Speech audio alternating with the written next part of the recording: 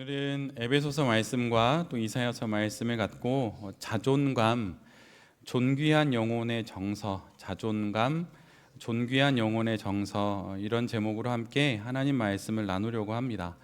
우리는 지금 성도가 가져야 하는 정서에 대한 이야기를 계속 나누고 있습니다. 막상 에베소서 그 단락이 되어서 말씀을 시작했는데 언제 끝날지 잘 모르겠어요. 예. 헤어나오질 못하고 있어요. 저희가 사도 바울은 왜 그 개척교회죠, 에베소 교회 개척교회에 교리에 관련된 말씀, 뭐 예수님 믿으면 천국 간다, 간다니 그렇게 말할 수 있는 교리를 전한 이후에 왜 그 분량만큼 윤리에 관련된 이야기를 계속 이렇게 전하고 있을까요? 사실 그것엔 이유가 있습니다. 예수님을 그리스도로 영접하면 우리 모두는 성도라고 하는 정체성을 갖게 됩니다. 이제 우린 딱 그런 사람이 된 것이에요. 그런데 모양만 그럴 뿐 아직 내용은 채워져 있지가 않습니다. 그래서 그리스도인의 그 정체성이라고 하는 그런 자격을 딱 갖게 됐는데 그 자격에 걸맞는 내용과 실력을 채워야 하기에 그 내용으로 우리가 지금 보고 있는 에베소서 4장 이하의 그 내용을 하는 것이에요. 그래서 그 정체성 안에 구체성을 담는 것이죠. 여러분, 만약 어떤 정체성이 있는 사람이 그 정체성에 부합하는 내용, 실력, 구체성을 갖게 되면 그건 어떻게 될까요? 그 사람이 어떤 실체적인 존재로 드러나는 것입니다. 그래서 우리가 그리스도인이라고 하는 그 정체성이 내 안에 담겨 있는 그 내용들로 인해서 내가 그 삶을 살아갈 때 그런 실체적인 누구나 보아서 알 수 있는 그런 그리스도인이 된다고 하는 것이에요. 마치 우리 텀블러에 커피를 쭉 따르면 그게 커피잔이 되지요. 그리고 그걸 마시면 커피를 마실 수 있습니다. 아주 고소한. 그것처럼 세상 사람들이 우리가 그리스도인입니다, 교회 다닙니다 이렇게 말을 하고 그와 더불어서 그거에 어울리는 구체적인 삶의 내용들을 살아낼 때 그 실체를 보고 아, 저런 사람들이 성경이 말하는 빛과 소금의 사람이구나라고 보고 또한 맛을 보는 것이에요. 그래서 우리가 바로 이런 실체적인 그리스도인이 되기 위해 우리 모두가 지금 이런 구체적인 내용들을 배우는 것입니다. 그리고 그렇게 이 땅에서 실체적인 존재가 되어 살아가는 그 그리스도인 한 명이 한 명이 모여서 이루어진 입체적인 공동체가 바로 교회라고 하는 것이에요. 그래서 이 모든 내용 때문에 에베소 교회라고 눈에 보이는 입체적인 믿음의 공동체에 믿음의 실체가 있는 사람이 필요하고 그 사람에게 필요한 구체적인 내용들이 필요하기에 구원받은 정체성을 가진 에베소 교인들에게 그 이야기를 하는 것입니다. 네. 바로 이런 면에서 우리가 실제적인 그리스도인이 되기 위해 우리 안에 이런 여러 정서들을 계속 살피고 있는 것이에요. 지금까지 우리 모두는 말에 대해서, 또 전체적으로 마음에 대해서, 또 분노에 대해서, 또 탐심에 대해서, 두려움과 걱정에 대해서, 또 결정과 지난주에는 후회에 대해서 함께 나누었습니다. 지난주에 우리가 나눴던 후회는 우리가 4가지로 외운다고 그랬죠. 기도도관, 그래서 삶의 기반에 대한 후회와 어떤 도전하지 못한 것, 또 도덕적인 것을 하지 않은 것, 관계에 대한 후회, 이렇게 4가지의 후회가 많은 사람들이 갖는 일반적인 후회라고 말씀을 드리면서 우리는 잃어버린 후회를 만회하는 방식이 아니라 새로운 기회를 찾는 방식으로 후회를 해야 한다고 말씀을 드렸습니다. 그래서 새로운 기회를 찾아내는 것을 통하여서 주님 앞에서 새로운 인생의 모습으로 살아갈 수 있게 된다는 것이에요. 그래서 어찌할 수 없는 일에 대한 생각을 하느라 할 수 있는 일에 대해서 소홀해지지 않도록 우리 모두가 마음을 기울여야 합니다. 이미 지나버린 후회스러운 일들이 우리 모두에게 있습니다. 근데 그것에 대해서 너무 마음을 쓰지 않으셔도 돼요. 그러실 필요 없습니다. 이미 다 지나버린 일이고 우리가 무엇인가를 할 수는 더 이상은 없어요. 하나님께 맡겨드리는 것입니다. 그리고 후회에 대한 내용 중에 잠깐 짧게 알아보고 자존감으로 넘어가려고 하는데요. 후회를 하려면, 후회를 잘하려면 몇 가지, 한 세 가지 정도 여러분이 좀 유념해야 될 것이 있습니다. 그것은 무엇이냐면, 첫 번째로 자신이 후회하고 있는 그 내용을 하나님께 말씀드리라는 것이에요. 여러분, 저에게 찾아오시는 분들이 혹 있다면 그분들이 저에게 문의하는 내용은 크게 세 가지입니다. 그거 이외에 크게 벗어나지 않아요. 가장 첫 번째는 돈에 대한 걸 물어보십니다. 돈을 벌지 못하는 저한테 돈에 대해서 물어보세요. 직장이나 뭐 이런 걸 물어보는 거겠죠. 그 다음에는 관계에 대해서 물어봅니다. 이 관계를 어떻게 풀었으면 좋을지 그런 걸 물어보시고, 그 다음에 진로에 대해서 물어봐요. 뭐 좀 넓게는 결혼에 대해서 물어보는 거라고도 말씀드릴 수 있는데 그렇습니다. 그런데 제가 그분들과 여러 이야기를 나누다가 꼭 마지막에 드리는 말씀이 있어요. 이것은 제 생각일 뿐이고 더 많은 거는 성도님께서 하나님께 성도님의 생각을 말씀드리면서 문제를 풀어가셔야 합니다. 이런 이야기를 꼭 드립니다. 그래서 여러분이 또 우리 모두가 후회를 두고 생각해야 되는 첫 번째 내용은 내가 가장 후회스러워하는 그것을 하나님께 말씀드리라는 것이에요. 여러분이 가장 후회하는 그것을 하나님께 진심으로 화를 내면서라도 그렇게 하셔도 됩니다. 하나님께 말씀드려 본 적 있나요? 하나님, 왜 저에게 그런 일을 주셨어요? 왜 그 사람 만나게 했어요? 왜 이렇게 상황이 어렵게 만들어셨어요? 이렇게라도 하나님께 마음을 털어놓으신 적이 있으신가요? 여러분, 그러셔도 됩니다. 후회는 하나님께 드러내면 드러낼수록 후회는 그 모양새를 잘 찾아가면서 그 후회의 내용들을 우리가 분별할 수 있게 돼요. 그런데 만약에 사람을 대상으로 후회의 내용을 노출하면 그 상대가 성숙하지 않거나 준비되어 있지 않으면 그 후회의 내용이 오히려 증폭되거나 드러내지 않음만 못한 경우가 훨씬 많습니다. 그래서 여러분, 후회스러운 일이 있으면 목회자를 찾거나 아니면 다른 지체들을 찾기 이전에 하나님께 먼저 많이 이야기를 하세요. 하나님, 그게 너무 후회스럽습니다. 이렇게 가장 먼저 자신의 후회스러운 내용을 하나님께 말씀드리는 것이 우리가 후회를 잘하는 첫 번째 방법입니다. 그리고 두 번째는 자기 자신에 대해서 연민의 마음을 가지셔야 해요. 자기 자신에게 너무 가혹한 기준을 들이대지 않아야 합니다. 실수할 수 있어요. 특별히 동양 문화에서는 더욱 이런 면이 많습니다. 우리가 실수하거나 실패할 때 우리는 우리 스스로에게 지나치게 가혹한 경우가 많아요.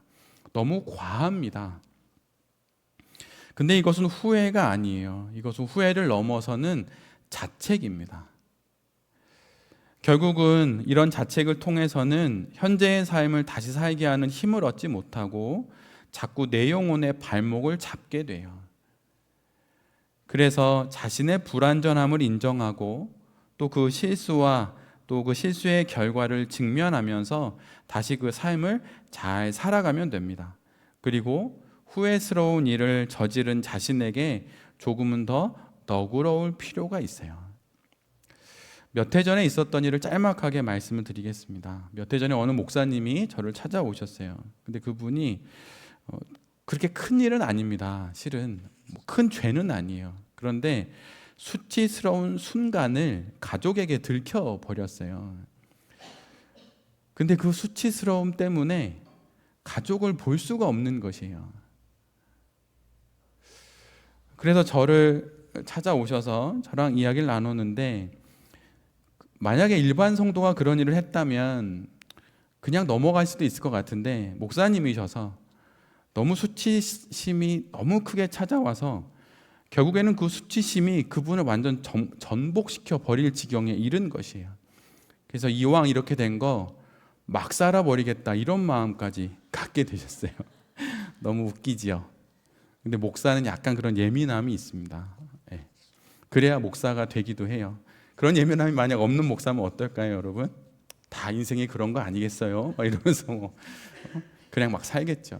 근데 그 윤동주 시인의 서시처럼 그 작은 떨림에도 마음이 막 이렇게 어려워지는 게 있습니다.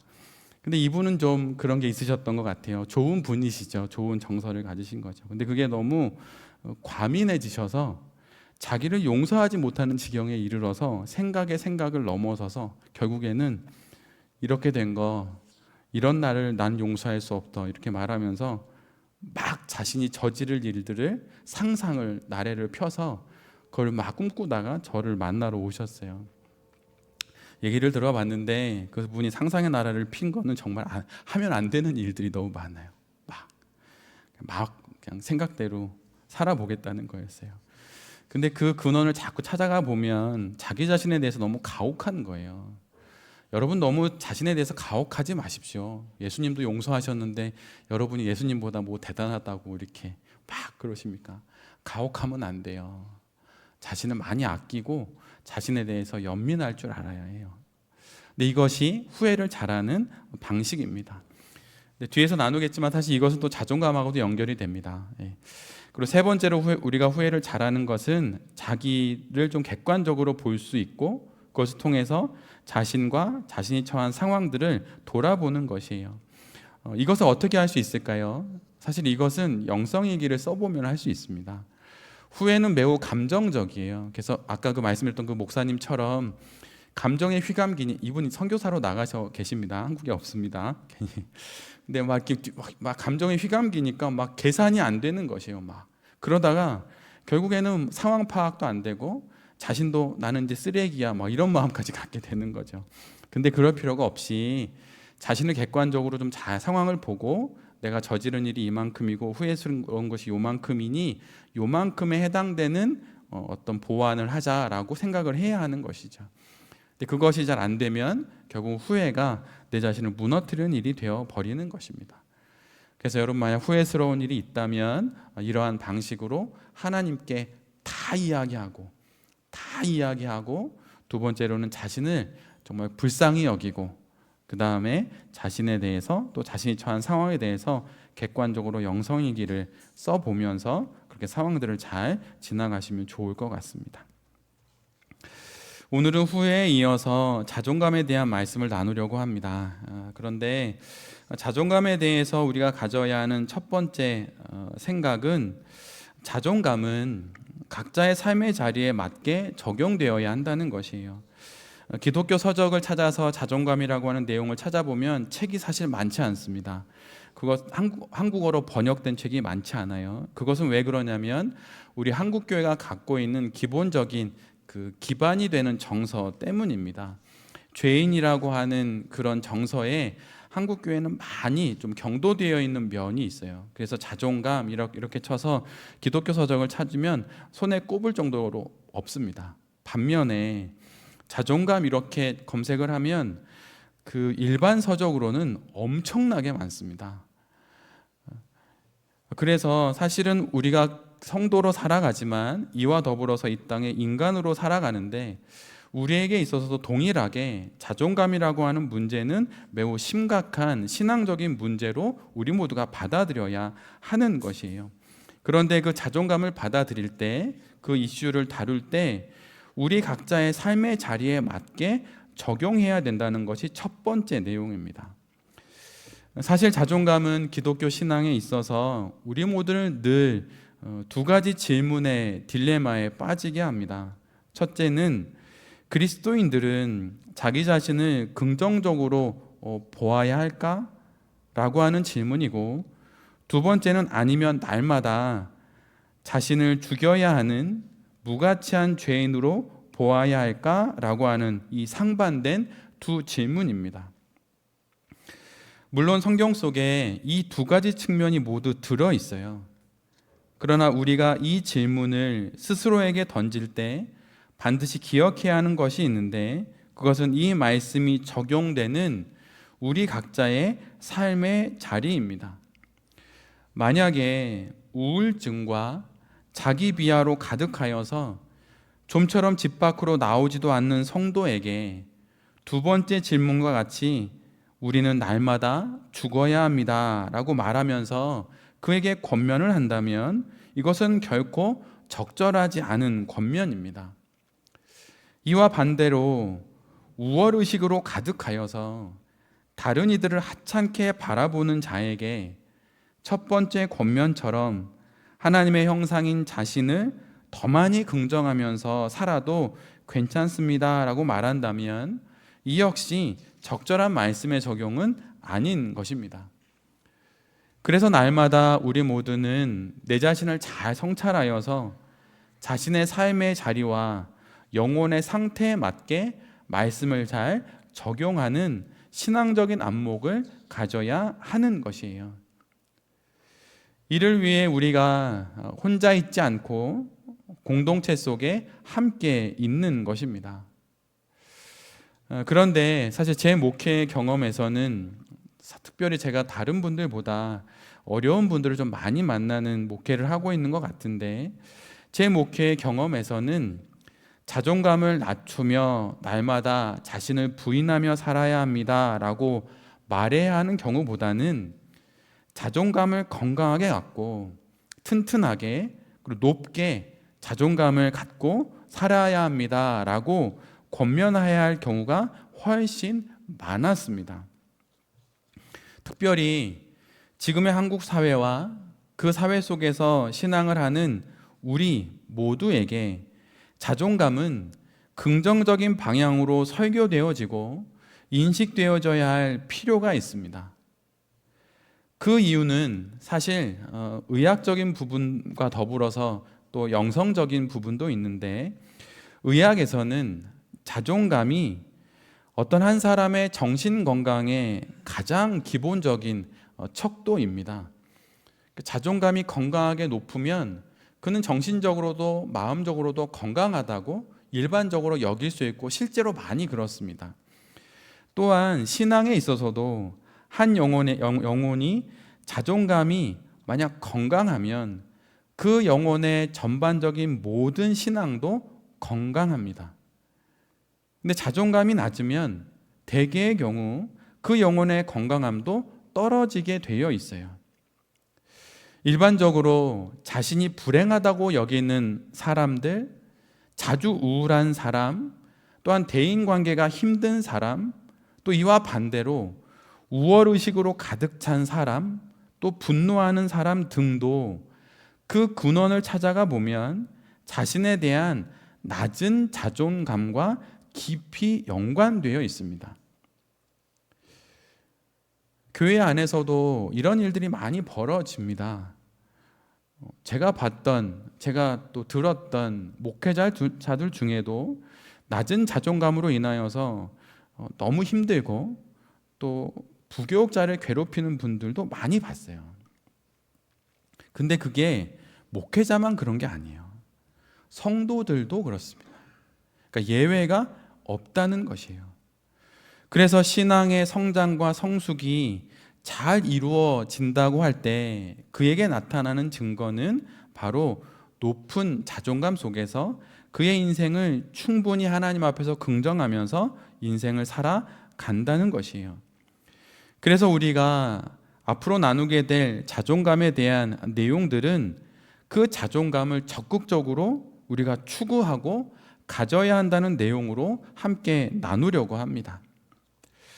두 번째로 자존감은 움직이는 정서라고 하는 것을 우리 모두가 잘 기억할 필요가 있어요. 우리 대부분은 자존감은 한 번 형성되어서 고정된 무엇이라고 생각합니다.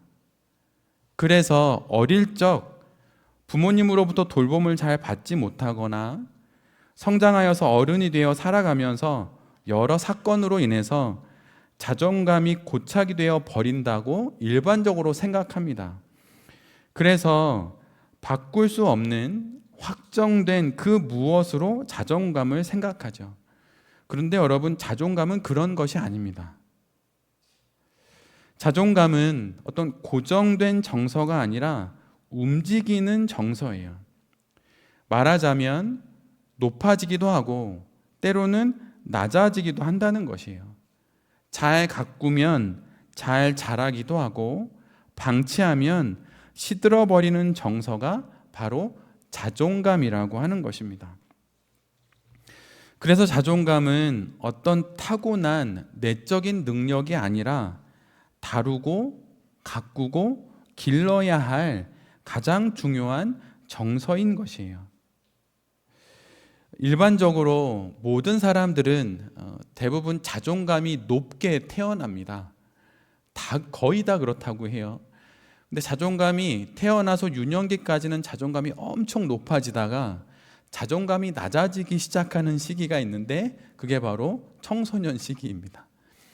청소년 시기가 되면 주변의 여러 사람들과 집안에서 나를 되게 이뻐해 주시고 잘한다 했던 부모님 곁을 떠났더니 사회에 나가보니 내가 때로는 성적으로 평가받기도 하고 나보다 키도 크고 나보다 이쁘고 잘생기고 운동도 잘하고 성격도 좋은 아이들을 보면서 자리를 찾아가는 건데 자존감이 이렇게 꺾이는 거예요. 그러다가 다시 내려왔다가 다시 자존감이 다시 오르기 시작하는데 그것이 성년이 되면서부터입니다. 근데 성년이 되어서도 만약 자존감이 낮은 게 우리 한국 사회에는 많이 있는데 그 부분을 우리가 잘 눈여겨봐야 하는 것이죠. 근데 일반적으로 이렇게 다시 올라가다가 또다시 자존감이 내려가는 시기가 있는데 그건 노년입니다. 부모님과 같이 계신 분들이 있고 저도 부모님이 바로 옆에 계신데 그분들이 자존감이 낮아지는 이유가 있는데 그것은 경제적인 어려움 때문이기도 하지만 또 하나는 육체적인 건강이 받쳐주지 않기 때문에 자존감이 낮아집니다. 그래서 건강하지 못해서 자기 안정감이 떨어지니까 나이가 드시면 드실수록 자존감이 떨어지는 것이에요. 그리고 불안해지고 두려움이 많고 걱정이 많고 이렇게 막 자꾸 연결이 되는 것입니다. 근데 이것처럼 자존감은 올라가기도 하고 내려오기도 한다는 것, 이것을 우리 모두가 기억하면서 자존감을 잘 돌봐야겠구나라고 하는 생각을 해야 한다는 것이에요. 건강이 나빠질 수도 있고 좋아질 수도 있듯이 또 우리의 생활 습관과 패턴들이 나빠질 수도 있고 좋아질 수도 있듯이 우리의 자존감도 나빠질 수도 있고 좋아질 수도 있는 것입니다. 그래서 우리도 우리 몸을 잘 돌보듯이 우리의 자존감을 잘 돌봐야 하는 것이에요. 자존감은 말하자면 영혼의 기초 체력과 같습니다. 기초 체력이 있어서 면역력이 있으면 외부로부터 들어오는 여러 질병으로부터 우리를 잘 지켜내게 됩니다. 가장 기초적인 힘이 되지요. 이것처럼 자존감은 영혼의 기초 체력이고 영혼의 면역력이에요. 그래서 이것이 있을 때 나머지 다른 정서들도 잘 다룰 수 있게 됩니다. 그러면서 이 자존감이라고 하는 이 기반 위에 여러 정서들이 기둥처럼 잘 세워져서 그가 그의 인생을 잘 살아가게 되는 것이에요. 여러분은 자존감을 잘 돌보고 계십니까? 아니면 하나님이 언젠간 나의 자존감을 잘 세워주시겠지 이렇게 말하면서 방치하고 계신가요? 아니면 유년 시절의 그 기억으로 나의 자존감은 고정되어 있어, 확정되어서 이렇게 생각하십니까? 여러분 그렇지 않아요. 성경 속에도 우리가 함께 묵상했던 삭개오 같은 경우도 얼마나 낮은 자존감입니까? 그 낮은 자존감을 회복하기 위해서 그가 노력했던 게 무엇인가요? 돈을 버는 거였습니다. 식민 그 땅에서 돈을 벌고 좋은 직업을 가져서 어느 누구도 나를 무시하지 못하게 하겠다 이런 거였어요. 근데 그것으로도 자존감이 세워지지 않았습니다. 근데 그 사람이 예수 그리스도를 만남으로 자존감이 세워지게 되죠.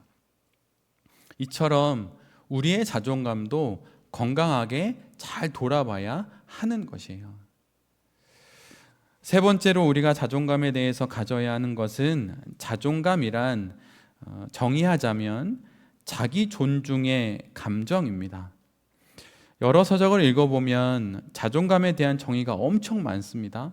그리고 자존감을 구성하고 있는 구성 요소도 엄청 다양하게 이야기하는데 자신을 어떻게 평가하는가, 이게 자존감이라고 말하는 이도 있고 얼마나 자신을 사랑하고 자신에게 만족하는지에 대한 지표가 자존감이다 이렇게 말하기도 합니다.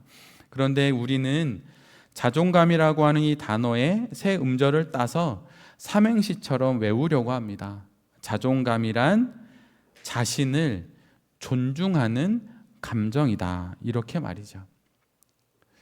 자존감은 자신을 존중하는 감정이에요. 여러분 다른 이들에게 일반적으로 예의 바르시지요. 그럼 여러분에게도 여러분 자신에게도 예의 바르게 여러분 행동하십시오. 가장 가까운 이에게 가장 예의 바라야 한다고 저는 자녀들에게 가장 많이 이야기합니다.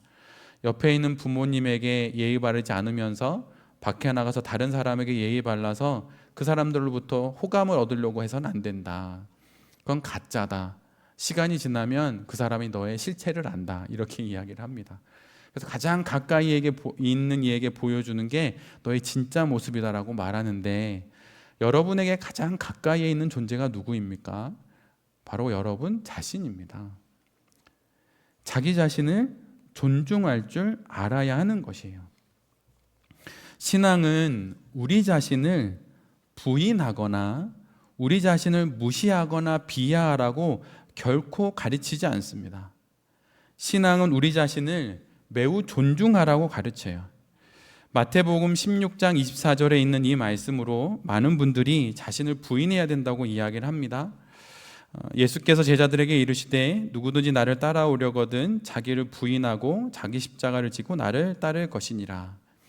사실 이 말씀의 맥락은 베드로가 예수님의 십자가의 그 순한 예고를 막아서면서 십자가 지시면 안 됩니다, 이렇게 말할 때 예수님이 하신 말씀이에요. 근데 이 말씀을 좀 더 의미 있게 번역한 것이 메시지 성경인데, 메시지는 이렇게 번역합니다. 누구든지 나와 함께 가려면 내가 가는 길을 따라야 한다. 고난을 피해 도망치지 말고 오히려 고난을 끌어안아야 한다. 다른 번역의 성경을 읽어봐도 그 이후의 맥락에서 자기를 비하하거나 자기를 깎아내려야 한다는 그런 의미는 결코 담겨 있지가 않습니다. 이 말씀은 어그러진 자신을 벗어버리고 우리가 아까 부른 찬양의 가사처럼 회복된 그 인생으로 살아가라는 말씀이지, 회복된 그 인생을 부인하고 끊임없이 나는 죄인입니다라고 말하면서 그렇게 제자리 걸음으로 돌아가라는 그런 말씀은 아닌 것이에요. 이 말씀은 그런 맥락의 말씀이 결코 아닙니다. 그래서 신앙은 우리가 하면 할수록 우리 자신을 더욱 존중하게 돼요.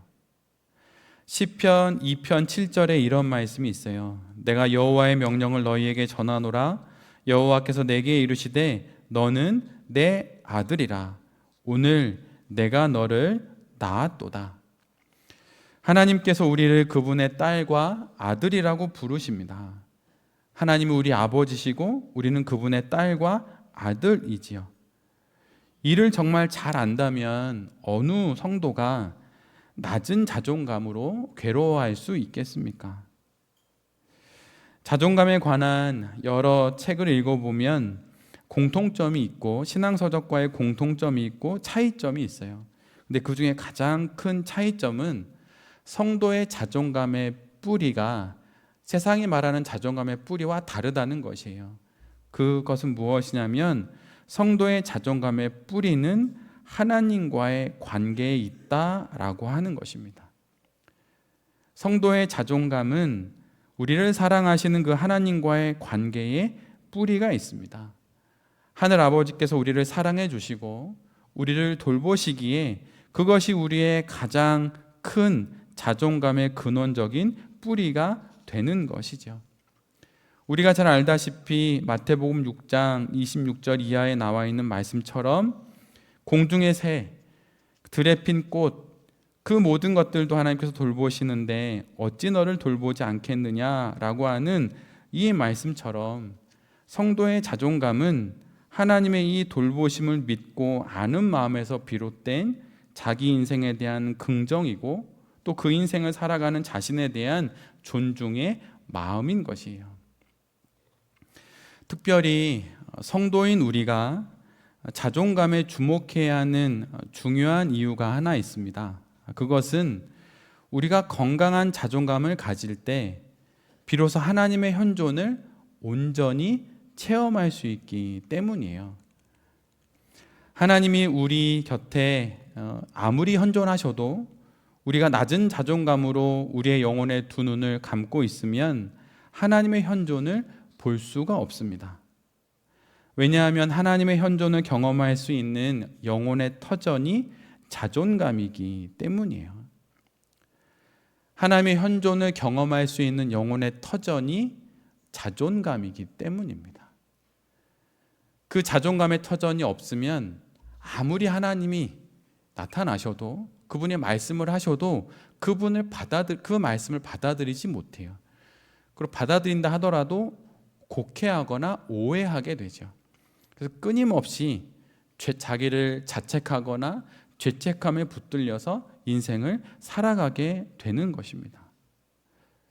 성경은 결코 우리 모두에게 자신을 깎아내리고 남과 비교하여서 비난하거나 아니면 자신을 과장되게 어떤 존재로 비약하거나 그렇게 하라고 말하지 않습니다.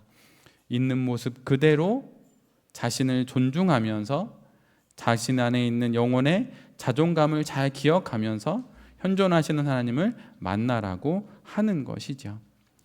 그러기에 이 땅의 삶을 살아가는 우리 모두가 건강한 자존감으로 우리의 삶을 잘 살아가야 하는 것입니다. 자존감이 만약 낮으신 분들이 있다면 하나님께 높은 자존감, 건강한 자존감을 가질 수 있게 해달라고 여러분 기도하십시오. 이 시대의 특별히 한국에 사는 그리스도인들의 가장 큰 문제가 저는 자존감이라고 생각이 들어요. 뒤에 있는 내용인데 오늘은 나누지 못할 것 같아서 잠깐 짧게만 이야기하면 아까 그 선교사로 나가신 그 목사님처럼 자존감이 낮은 사람은 쉽게 수치심에 빠지고 수치심에 빠지면 자신을 존중하지 않기에 인생을 막 구르면서 살게 됩니다. 그 죄에 빨리 노출이 되고 거룩한 삶과는 거리가 먼 인생을 살아가게 되는 것이죠. 그래서 그 무엇보다 자존감을 갖고 인생을 살아가는 것이 매우 중요합니다. 자존감이 높은 아이들은 함부로 살지 않아요. 자존감이 높은 아이들은 누군가의 인정을 그렇게 갈구하지 않습니다. 부모님이 나를 아껴주는 것만으로도, 아니면 그런 부모님이 없다 그러면 내 스스로 이 정도면 괜찮다고 여기는 그 마음으로 그냥 그 시간을 잘 지나가는 것이죠. 그래서 자존감은 우리의 갖고 있는 정서의 많은 부분에 아주 많은 영향을 줘요. 그래서 여러분 인생을 살아가실 때, 또 신앙 인생을 걸어가실 때 그 무엇보다 자존감을 갖고 존귀하게 살아가야겠다는 마음을 갖고 한 주간도 잘 살아가시고 또 우리에게 주신 생명의 시간들을 잘 채워가는 우리 모두가 될 수 있기를 간절히 바랍니다. 아멘.